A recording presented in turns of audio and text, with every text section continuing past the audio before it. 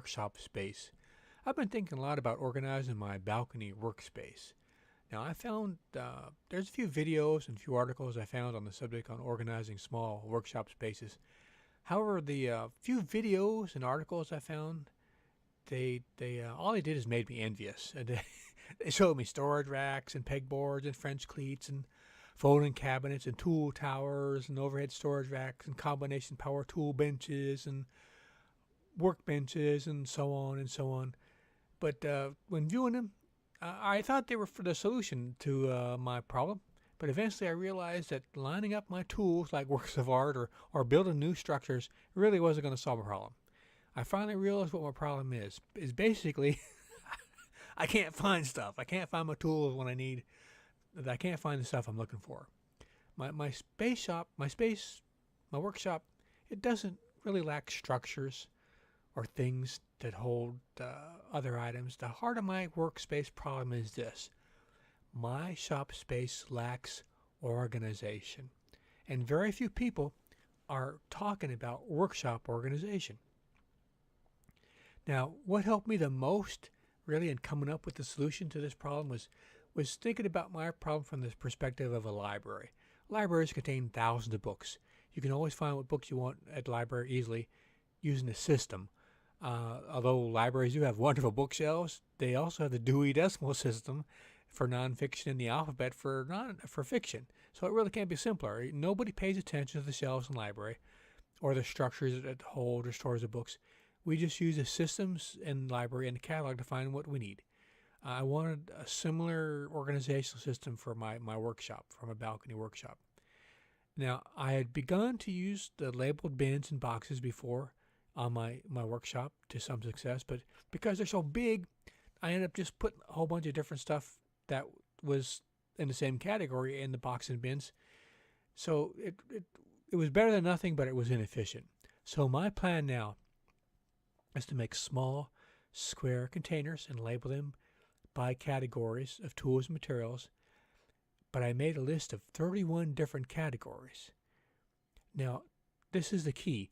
Dividing everything I use, all my tools and items that I use and supplies, into many different small specific categories is going to be the heart of my system. Now, not everything's going to fit in a small container, but most stuff will, and having them categorized is going to help me quickly find them.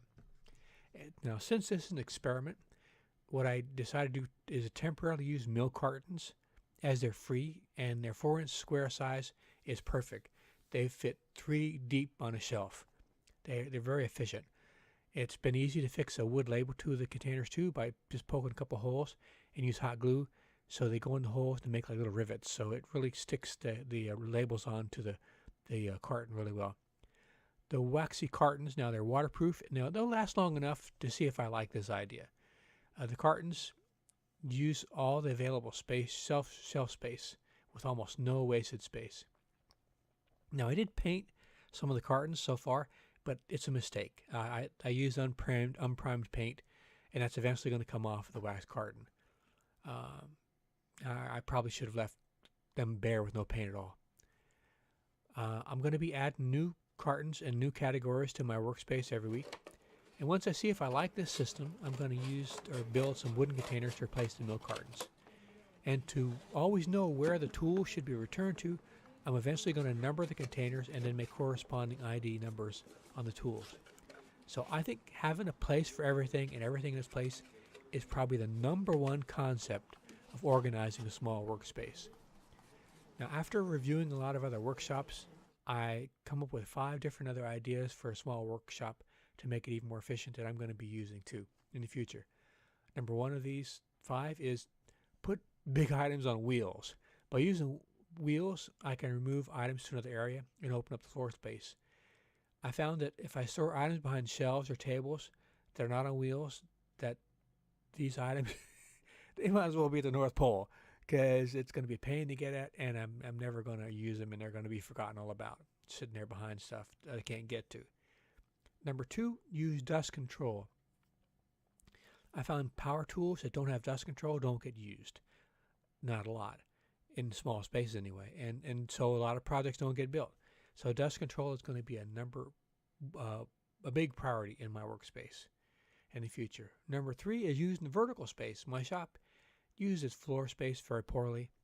I forget the space extends all the way to the ceiling, and I should take a lot more advantage of it. Number 4, I need to pick projects and tools to fit my space and environment. I have some tools I'm never going to use because of my space and my environment. I'm using a balcony in an apartment in a building with many other tenants. My potential projects, they're kind of limited, not just by the space on my balcony, but the amount of noise and dust I make that I could make that could create a lot of problems with my neighbors. So I need to make sure my tools fit the projects I'm going to be limited to. This is sort of a big adjustment for me because I'm kind of used to having a lot of access to tools and space. Number 5, it's the hardest one out of them all, is to make more space by discarding, selling, storing, or donating unused items. This is the hardest thing. I find it's almost impossible to get rid of tools or items that belong to family members. And one tip that might help is to get rid of items that take up the most space that are used the very least. That way you get the most bang for the buck. So those are my tips I'm going to be using myself in my shop in the future. And like I said, I'm going to be working on my organizational system. Hope these tips help you guys with your workshop. And I'll be real happy to hear your tips and see videos of your shop. I want you to know I add videos new every week. I've got about 500 videos. In fact, this week I have exactly 500 videos. I ought to congratulate myself. So take some time and check out some of my other stuff on my videos, guys. Hope you like what you see here and like and subscribe. Come back, like I said, add new stuff every week. This is Rob Moffett, Rob's Homemade Life. Hope you like what you saw today and come back and watch more. Take care, everybody.